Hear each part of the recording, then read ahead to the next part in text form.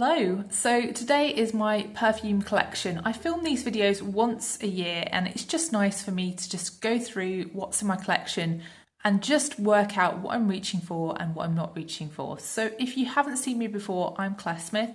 I make content all about fragrance. I talk about perfume science, perfume history, perfume psychology, and I also just do some straight perfume reviews and also fun perfume tags. So if that kind of thing interests you and if you like this type of video, then please do consider subscribing and please also press the like button. So this part of my collection will be part A to K with brand names and the next part will be L to Z. I have about 125, 130 fragrances in my collection, so there's quite a lot to go through. So I'm not going to linger too long. If you've got any questions, please just drop them below and I'll try my best to answer them. But let's get on with this. Let's start at A. So this is my only fragrance from All Saints. They're a really affordable brand. They're actually a clothing brand and they make fragrances as well. So this is a really green, fresh vanilla with a kind of pencil shaving-like woodiness. Really easygoing and affordable. It gets compared to Diptyque Orphéon. It's that kind of idea. So that's All Saints Metal Wave. The next two fragrances are from Amouage. So I've got Lilac Love, which is a dense lilac, almost white chocolatey sweetness, along with some kind of buttery smoothness. Lots of orris here, I think, and really not at all how I expected it to smell when I first smelt it. It's really strong. I think of lilac as a really delicate kind of fragrance, but here it's really gourmand and dense. We've also got Amouage's Opus 3, which is sadly discontinued. This one really captures the idea of books in a library for me. It's powdery mimosa and violet with some resins, comforting and absolutely gorgeous for autumn. So those are my Amouage fragrances. So this next fragrance is by the clothing store brand And Other Stories. I've had it ages and I've really hardly worn it recently, but I really do love this and I'm going to revisit it back in the winter. So this gets compared to Scherzo or Scherzo, I never know how to pronounce it, by Miller Harris. But this fragrance actually came first and actually also gets compared to Black Saffron by Byredo. And that's the same perfumer, so it's Jerome Epinette this fragrance was formulated by. I bought this when I was obsessed with fragrances like Marc Jacobs Decadence. So this is a rose ambery fragrance with some saffron. It's unusual for me to enjoy this kind of very saffron heavy fragrance, but I don't find this plasticky, which is usually my problem with saffron. But yeah, I'd really recommend this one. And actually a lot of the other offerings from And Other Stories are really good value as well. So yeah, that's And Other Stories Sardonyx Fire. So this fragrance is called Encens Céleste and it's by Atelier Cologne. I feel like Atelier Cologne have kind of abandoned quite large swathes of the world. I know they pulled out of the US. I don't know whether they're back there now. But I just feel like it's a real shame. They had a good thing going and then they kind of just stopped selling in various places. I guess it got sold to a big conglomerate and that's just what happened. But yeah, I really like this one. This is a citrusy, leathery incense fragrance. It's very resinous, very long lasting, and I really like this one in the autumn and the winter. So that's Atelier Cologne Encens Céleste. These two are from Balenciaga. So the first one is Balenciaga Paris. This one is a really sort of powdery fragrance. If you like makeup-y, clean fragrances, this is definitely the one to try to find. It is long discontinued, but it's just such a great fragrance. It's really elegant but easygoing. And I feel like this would be the one that I would choose for my wedding. If I could go back in time and have this in my collection at the time, I would wear this. It's a really cold green, violet and violet leaf fragrance with some carnation. It's just beautiful. Balenciaga made some absolutely stunning fragrances. And another one is Florabotanica.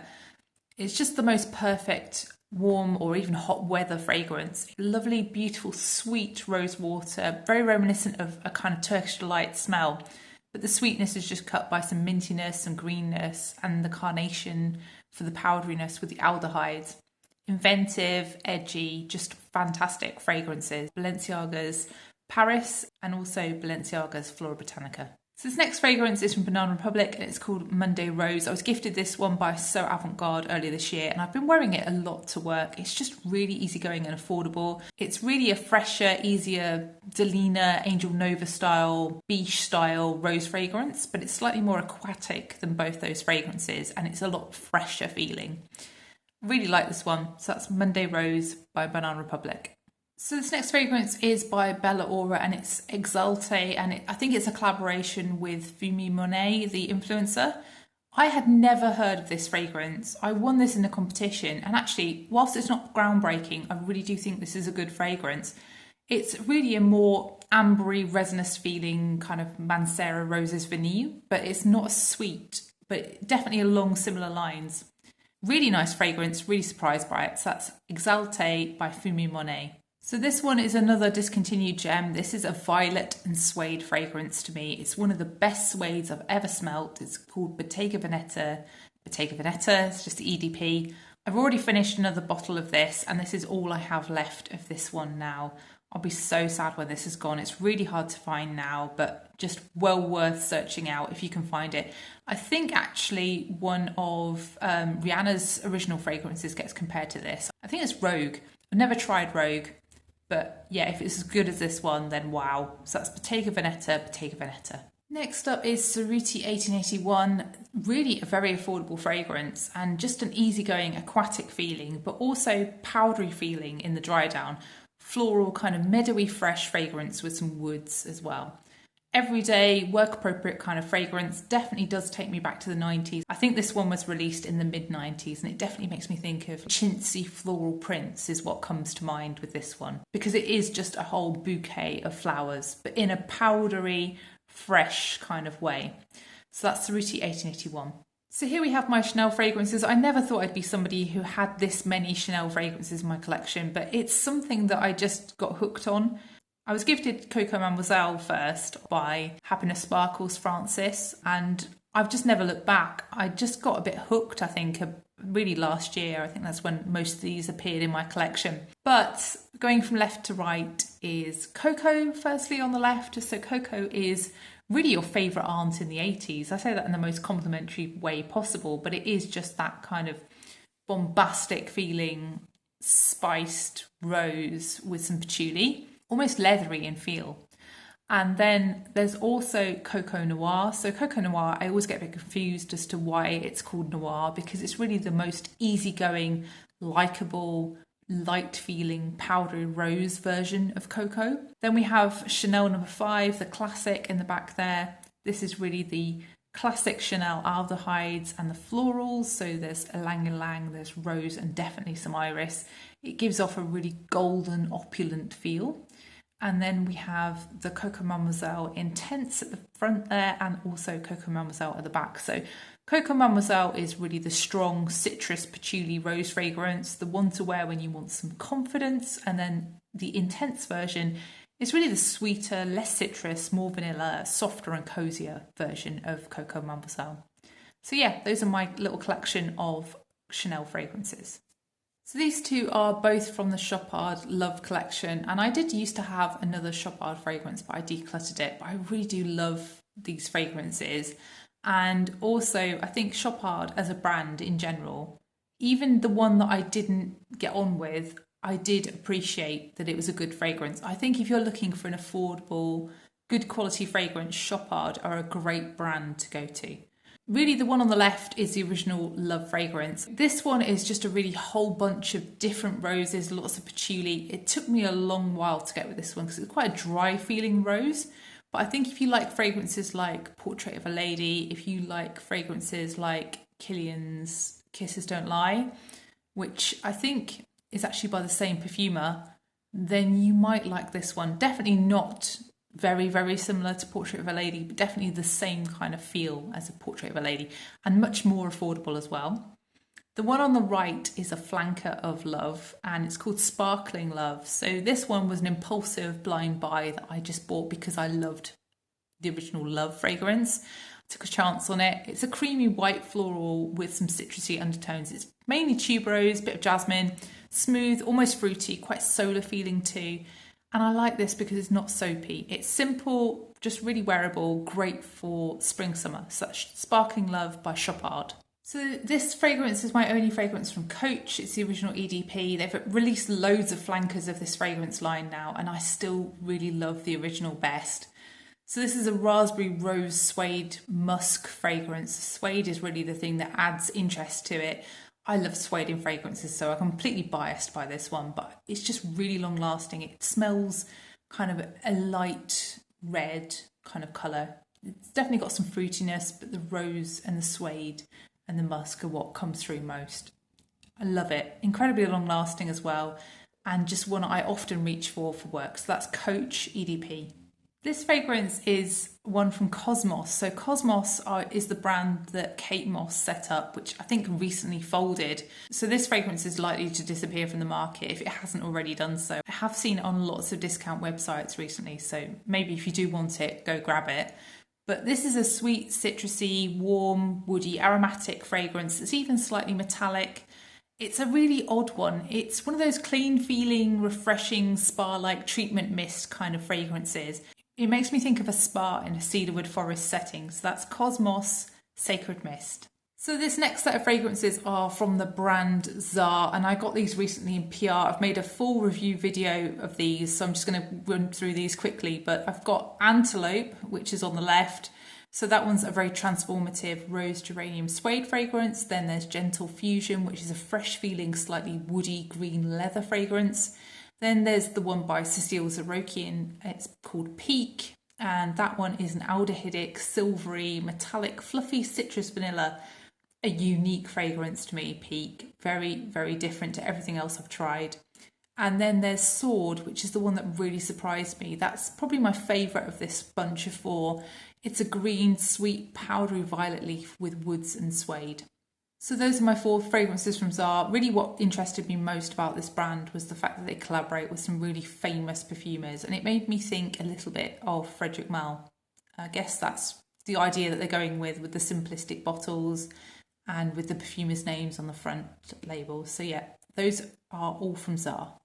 Next up is a fragrance from Diesel. This is Loverdose Tattoo, which is a really old flanker fragrance of the original Loverdose, which I think is still in production. I think people really like Red Kiss, didn't they? But I really like Tattoo. I wear this one mostly to bed in the winter time. It's a boozy, custardy, rice pudding, vanilla-y kind of fragrance, and just one that's, you know, sweet, delicious, not so long lasting, but definitely one that's great to wear when you just want to feel cozy in bed. So that's Diesel's Loverdose Tattoo.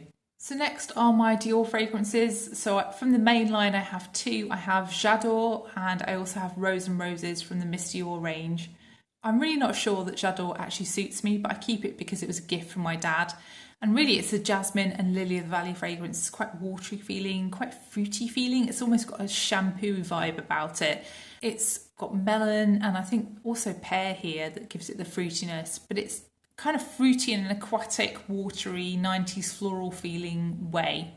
But yeah, definitely one that I like smelling on other people, just not necessarily always on me. Have to be in the mood for that one.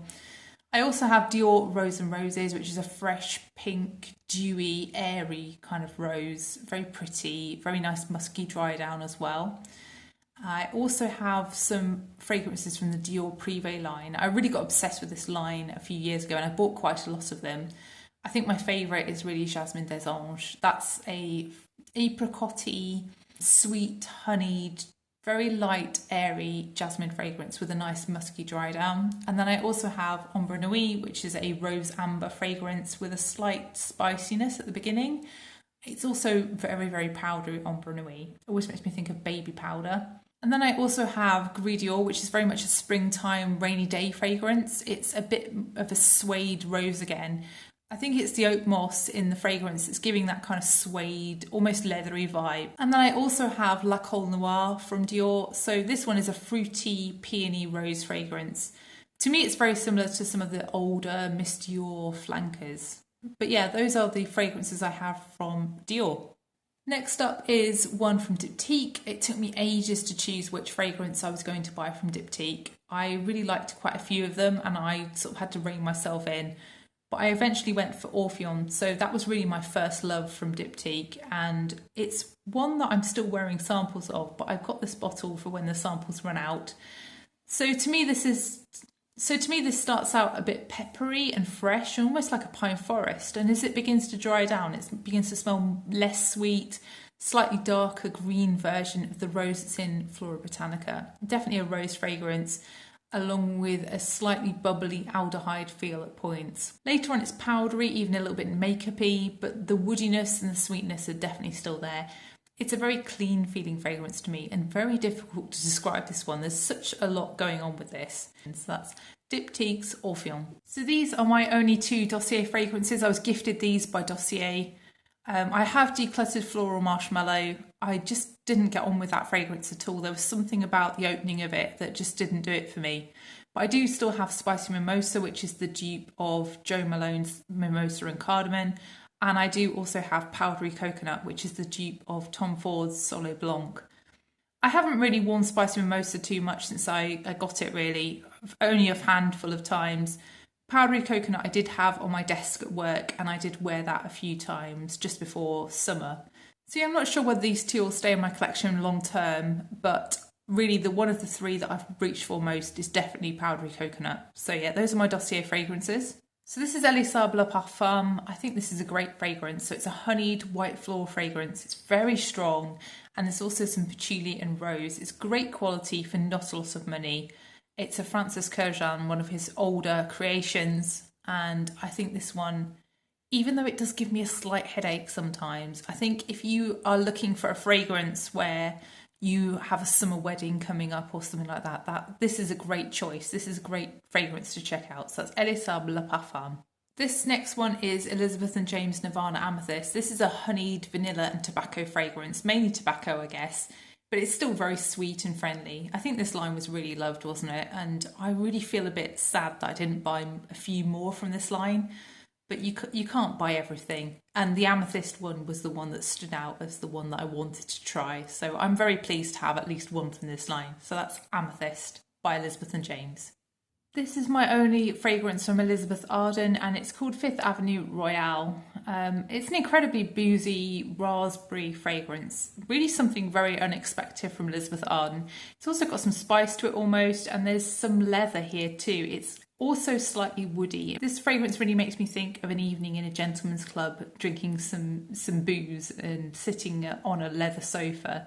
So that's Fifth Avenue Royale by Elizabeth Arden. So this fragrance is Fenty by Fenty, and gosh, this was love at first sniff. I really wasn't expecting to love this. Really, the reviews when this came out were really quite damning, and the dry down of this was just so nostalgic to me. It just made me want to buy it.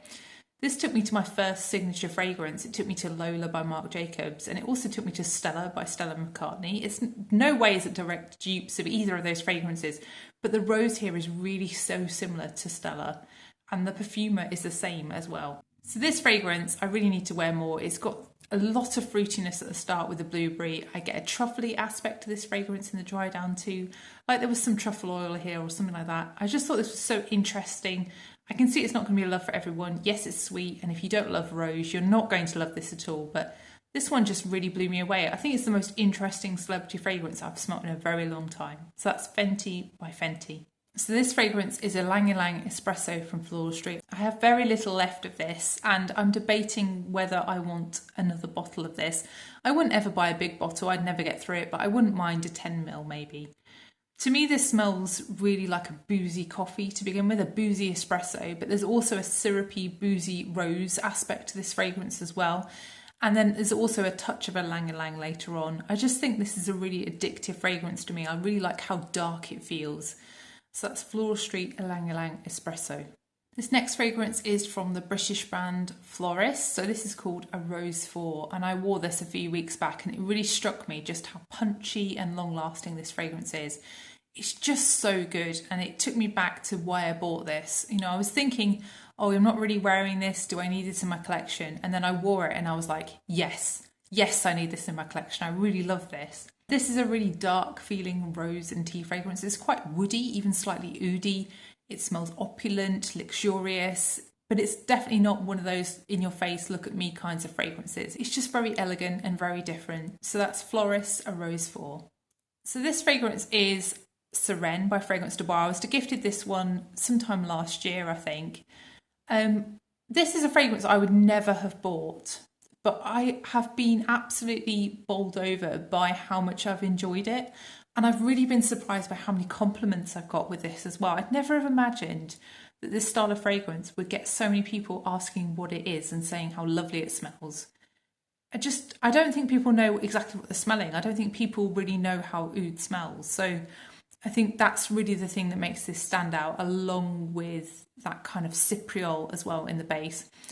So this fragrance, I think it's a really clever fragrance because it could just be a straight up boring cherry, you know, run-of-the-mill kind of fragrance, but they've really taken it in a different direction. So this is a sweet, fruity berry cherry. It smells pink and syrupy, but there's also an aromatic greenness, nice warm woody oud, and a slightly leathery feel, and even some resins. And then in the dry down, you get a kind of almost milky, creamy feel. It's really inventive, really distinctive. And there's also a little bit of a sparkly feel at points as well. So yeah, Fragrance de Bois Sereine, been really surprised by this one. I think I just never really tried it enough in store. It never had grabbed me. But I think the more you try this, the more you think, actually, this is just a really interesting fragrance. That's Sereine by Fragrance de Bois. So this fragrance is Lipstick Rose by Frederic Malle. I'm going to keep trying this one, but I can't say I've got on with it. I bought this because I tried it in store and I absolutely loved it. And then I got this home and it just doesn't smell like the same formulation even to me.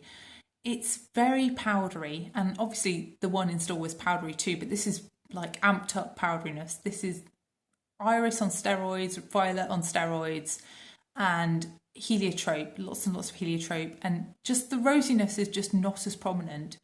And also I don't get any of the grapefruit in the opening that I got in store. I know people absolutely love this though, so I'm going to give it another go, and I do like kind of lipsticky, powdery fragrances, but for some reason this one just feels very dense and just a bit much for me, but I'm going to keep trying it and see how I get on. So that's Lipstick Rose by Frederic Malle. So this is my only Giorgio Armani fragrance, and it's called Si. I think this is the original formulation of Si. This is a really deep, fruity blackcurrant fragrance, very syrupy feeling, and it also has some rose and lots of patchouli and vanilla as well in the dry down. It's incredibly rich and decadent feeling, and just a really lovely quality designer fragrance. I love this one. I love wearing it in the autumn. That's really when it shines best, the autumn and winter. So that's Si by Giorgio Armani. So this is my only Givenchy fragrance. This is from the L'Interdit line, and it's the Rouge flanker. I really debated which of these flankers to buy, and I almost went for the Intense, the black bottle, which has now been discontinued. I think it's been replaced by the Absolute. I really like the sesame in that one, and really I bought this because I just like the spiciness. I like the kick of the fragrance at the beginning with the ginger and the citrus. And I just really love tuberose in this fragrance, and the creamy dry down with the sandalwood. It just smells so vanillic, and I think this one is just a favourite for a lot of people, and it just smells sexy. There's no other word for this one. It just is one of those going out fragrances. You smell good. People ask you what you're wearing. So Givenchy L'Interdit Rouge. So this is my only fragrance from Grenada. I did used to own Khadim Real, but I just didn't get on with that one, and I ended up decluttering it. It was just too strong and soapy, and it just had a bit of an ambroxan feel about it in the dry down. But Citrus Brasilis was one I was gifted recently, in fact yesterday, by Purple PR, and I really do like it so far. I've only worn it once obviously, so I will review it in time. But this one's actually formulated by Quentin Biche, and it's just a really long-lasting, soft citrus fragrance. It does really remind me of another fragrance in my collection, which I will discuss in my review video. So yeah, Grenado Citrus Brasilis, loving it so far. Gosh, these two from Gucci, I just love both of these, and they just don't get any love anymore because they're hard to find now, but I love both of these. So Gucci Bloom Notario di Fiore is a flanker of the original Bloom. I really struggle with the original Bloom, and this one is still a little bit an indolic feeling, but it's just softer. It's softened up by some rose. Love this one in the springtime especially, but really just an all year round one for me. Something I love wearing to work. Gucci Guilty Absolute Parfum is a blackberry rose fragrance. It's also quite dark and green and woody feeling. It always makes me think of looking for berries in a dark forest. It's quite Little Red Riding Hood in a way. So yeah, those are my two loved fragrances from Gucci. So next to my collection of Guerlain fragrances, I have quite a few from Guerlain, and really I've got into the Aqua Allegoria range a lot this year. So I've got Orange Soleil, which has really been my favourite. It's a green-orange fragrance with a really kind of creamy dry down almost. And then I also have Oud Yuzu, which is a neroli kind of almost smoky, woody fragrance. And then I also have the much looked for and sadly discontinued Coconut Fizz. So that's a sea breeze kind of coconut water with driftwood. Then I also have Guerlain, which is a powdery vanilla and lavender fragrance, a tonka fragrance really. I also have Insolence, the old version in the Eau de Parfum. That's just powdery violets, powdery sweet Parma violets. Then my favourite, Black Perfecto. If I could have a signature fragrance, that probably would be the one. So that's the classic kind of cherry leather, powdery rose, licorice fragrance from the La Petite Robe Noire line. And then finally I have Terracotta, which is sort of the ultimate yacht in the middle of the Mediterranean, sunny florals, deep vanilla with a touch of coconut. So that's my little collection from Guerlain. This next one is Le Jardin de Montsouris from Hermès. This is a green, sappy, fresh garden-like fragrance. Gardens that have just been rained on, wet vegetation in a Chinese garden, say. So that's Le Jardin de Montsouris by Hermès. This one is my only fragrance from Issey Miyake. It's a drop to Issey. So this fragrance, I remember trying it in store and just being blown away by it. I think it's the fact it's got lilac in it. Lilac's pretty rare in fragrances, and I just love the opening of this with the lovely fresh feeling lilac. As it dries down, it gets a bit denser. It makes me think of Nivea cream almost. It's got a bit of a solar feel to it and a very dense cashmere in the dry down. And I think that's really what's giving me the Nivea cream feel. I think this one's, you know, really just a very nice out of the shower, clean kind of fragrance. A lot of people say this one reminds them of Dove soap. Personally, I don't quite get Dove soap from this, but it's also quite strong and it's one that I wear to work a lot again. So that's Drop to Issey by Issey Miyake. So this fragrance is my only large bottle of Jean Paul Gaultier fragrances. This is Scandal by Night, sadly discontinued now. But I remember when I was first starting out on YouTube several years ago, I just became addicted to this one. I tried it in store and it was just so rich, so sweet, so sticky. And really, I've got a very tiny dent in this bottle, but it's something that I just find addictive when I finally do wear this. I can't say I reach for this more than maybe once or twice a year, but in the dead of winter, this one is a stunner. So this is basically a sweet, sticky cherry, tuberose and honey fragrance. There's nothing much more to it than that, but just a really well done one. And I'm really surprised this disappeared and the other fragrances in the line didn't. This one was just stunning. So that's Scandal by Night by Jean Paul Gaultier. So this is my only fragrance from Jo Malone, and this one's called Pomegranate Noir. So this one always makes me think of walking on dry leaves along a hedgerow in autumn. It smells quite Christmassy to me as well with the cloves. It's really not your typical scent profile that you would expect me to love, but this one's really surprised me. This one actually is really strong and lasts really well, which is something that I think people don't really associate with Jo Malone fragrances. But yeah, if you're looking for a long-lasting fragrance, something that's quite autumnal and winter feeling, Pomegranate Noir is a great one to check out. So that's Pomegranate Noir by Jo Malone. So this is my only fragrance from Joop, if you're going to pronounce it in the British way, and it's called Le Bain. So yeah, it does have a vintage edge to it, slightly vintage feeling in that it's got some aldehydes, and it's just very, very powdery feeling. It's vanilla and tonka fragrance really. The tonka really comes off as a little bit almondy, but it also has lots of florals. I tend to wear this one to bed in the wintertime. It's a one spray only kind of fragrance if you're wearing it to bed because it is quite strong, very long lasting.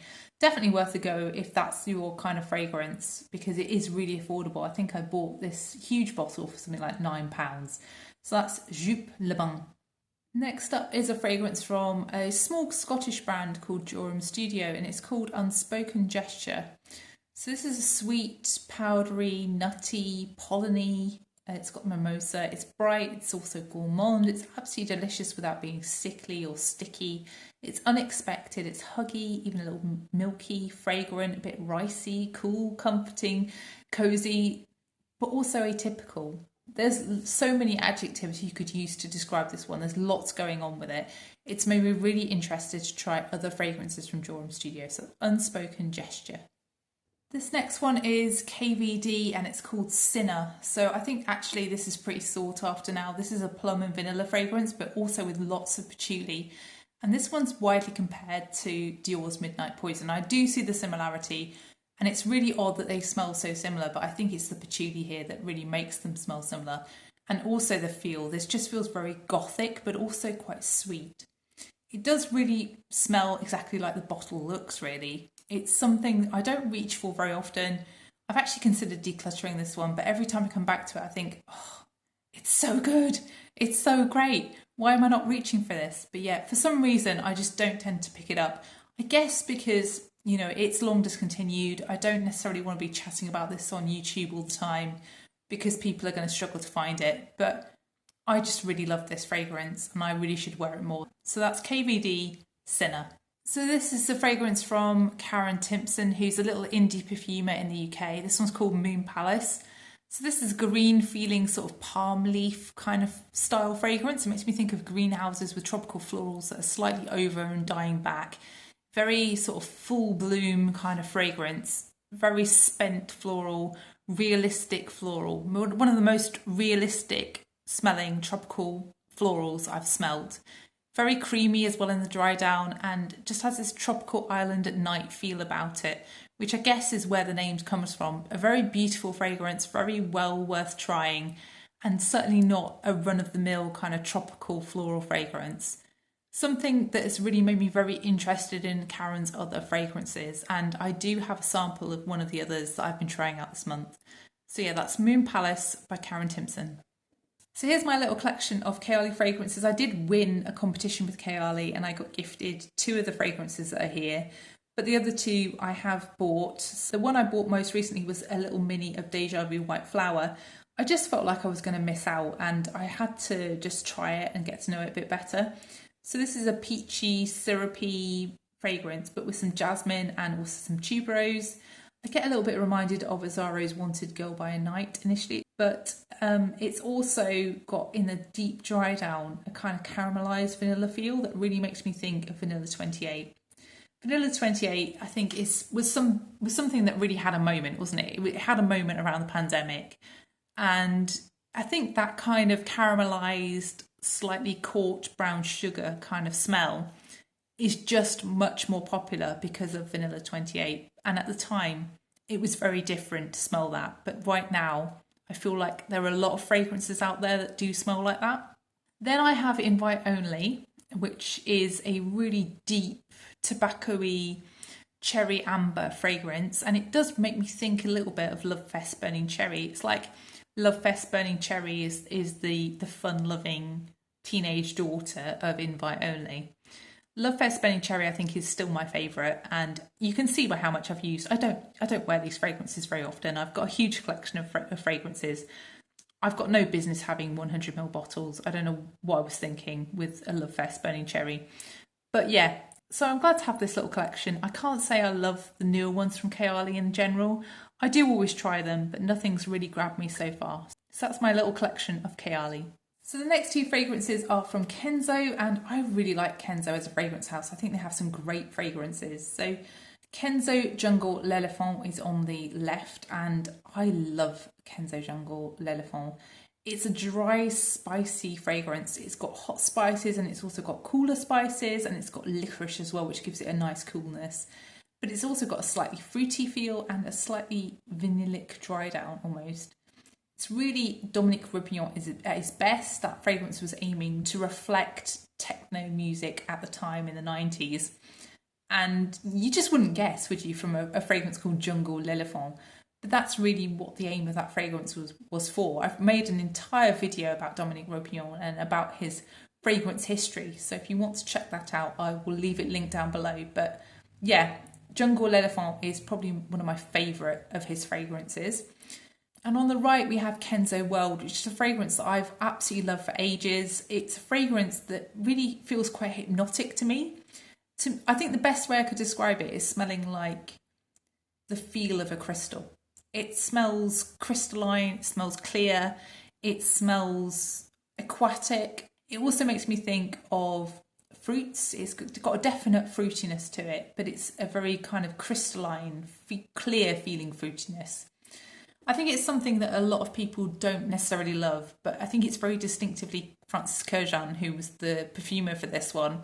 very long lasting on my skin and something that I feel like is an all year round fragrance for me. So yeah, that's Kenzo World. So that's the end of the video. I hope you've enjoyed part 1. If you have enjoyed it, then please do press the like button, and please also consider subscribing if you haven't done already, and also look out for part 2. I'll see you in the next one. Bye.